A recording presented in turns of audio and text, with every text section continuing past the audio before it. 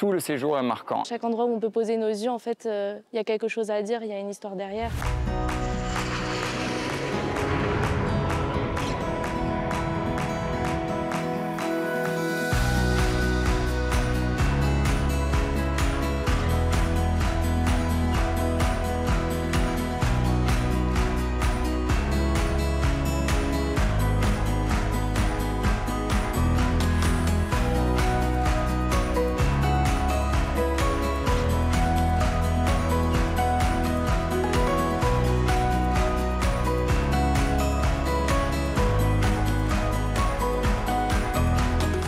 On est en séjour aujourd'hui et depuis 3 jours avec toute la classe à Prague. Ça a été un choix assez unanime auprès de nos camarades. Et du coup, on a choisi ce pays et cette ville pour son architecture, mais aussi pour la nature qui est vachement présente. C'est une ville avec un patrimoine très important. Pour l'instant, on n'a pas encore fini toutes nos visites, mais on a eu l'occasion de faire une visite guidée de la vieille ville et de monter jusqu'au château de Prague. Et on s'est déjà rendu compte que c'était une bonne destination pour tout découvrir. On a voulu découvrir une ville complètement différente de ce qu'on connaît en France.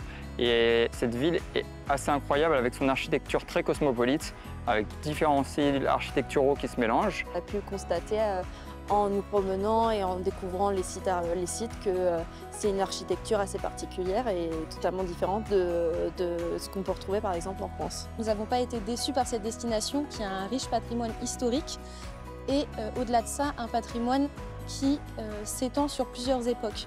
Donc peu importe la période que vous préférez, vous allez trouver forcément un bâtiment ou quelque chose qui vous plaira. J'ai vu quand même que Prague était une ville assez riche au niveau patrimoine historique, avec des très jolis bâtiments. C'est surtout les choses pour lesquelles j'ai le plus d'attrait. Pendant le séjour, les étudiants se documentent, se renseignent, s'informent sur les spécificités de chaque ville. Ici à Prague, nous retrouvons les 3 éléments qui constituent le socle de la formation, à savoir le patrimoine historique, le patrimoine culturel et le patrimoine naturel.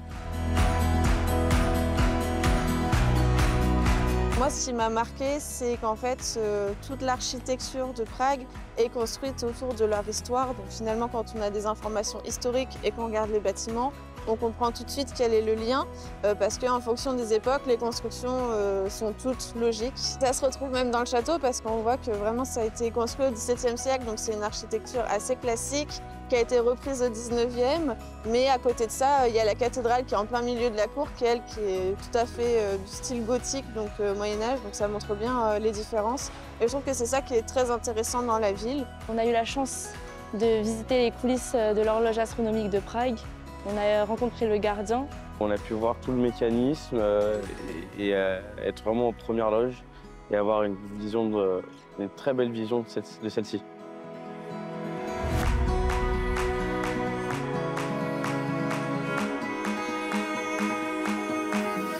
J'ai bien aimé la visite, notamment le pont Charles et les différentes statues, comme les superstitions liées notamment à l'une des statues qui pouvait être porte-bonheur.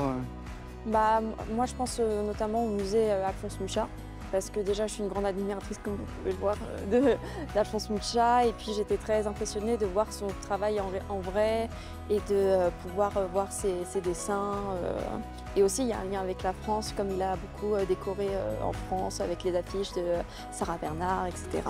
On se trouve devant un des différents opéras de Prague, dans lequel Wolfgang Amadeus Mozart a joué pour la première fois Les Noces de Figaro et a composé Don Giovanni, pour lequel ils ont réalisé une statue qui se trouve derrière moi. Nous avons visité les quartiers anciens, notamment le quartier juif. Nous avons visité le château, nous avons visité l'horloge, qui est un élément très important ici à Prague. Nous avons visité une station d'épuration qui est classée monument national.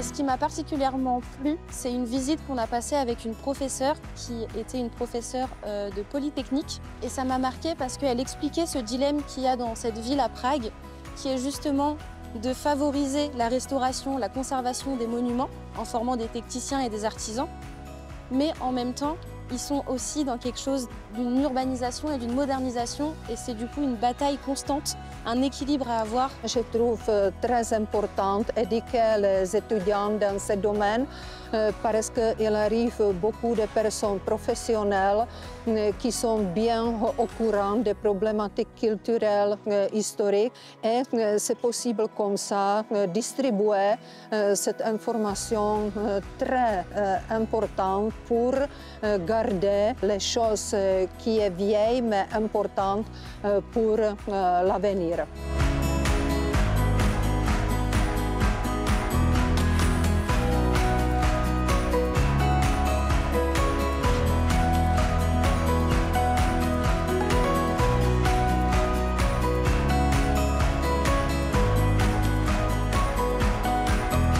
On a eu la chance d'avoir une guide pour nous faire visiter cette ville. Et sans cette guide, on n'aurait pas pu voir tout ce qu'il y a, toutes les différentes architectures, toutes les différentes anecdotes qu'il y a. Et elle est très intéressante par là. C'est même ça qui donne le plus de cachet à la visite de cette ville. C'est pour ça que cette licence permet d'accéder au métier de médiateur culturel qui peut aider énormément pour les visites des villes comme pour celle de Prague. Et puis, je vous recommande de franchir les frontières du 1er arrondissement.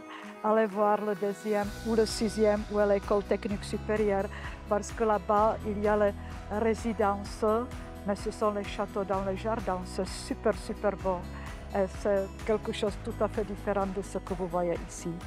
C'est une chance pour les étudiants, pour la formation, d'effectuer ce séjour pédagogique à l'étranger, se confronter aux réalités dans un autre pays avec une politique culturelle qui peut être différente. Dans mon parcours, je vois d'autres manières de faire. Parce que moi, je travaille dans un château en alternance, donc le château de Maintenon. Et du coup, j'ai pu un peu voir aussi comment c'était mis en avant ici par rapport à ce que je pouvais faire directement au château. Donc, utiliser des éléments voilà, qu'on a vus, donc de la visite guidée, des éléments aussi que la professeure nous a décrits et qu'on a vu directement dans les bâtiments ou même dans la ville et m'en servir pour plus tard. On peut vraiment valoriser, transmettre, avoir une vraie passion, ça m'a donné envie vraiment encore plus de transmettre ce que moi j'aime. Ce qui m'a beaucoup plu avec cette expérience dans ce voyage, c'est qu'en tant qu'apprenti archiviste dans mon alternance, j'ai tendance à ne voir qu'une seule partie du patrimoine, c'est-à-dire la conservation, mais aussi la valorisation, mais toujours à travers des missions archivistiques. Et ce voyage m'aura permis réellement de pouvoir apprendre à reconnaître, à parler avec des médiateurs et des professionnels qui font du patrimoine leur métier. C'est la plus belle ville en Europe, c'est sûr.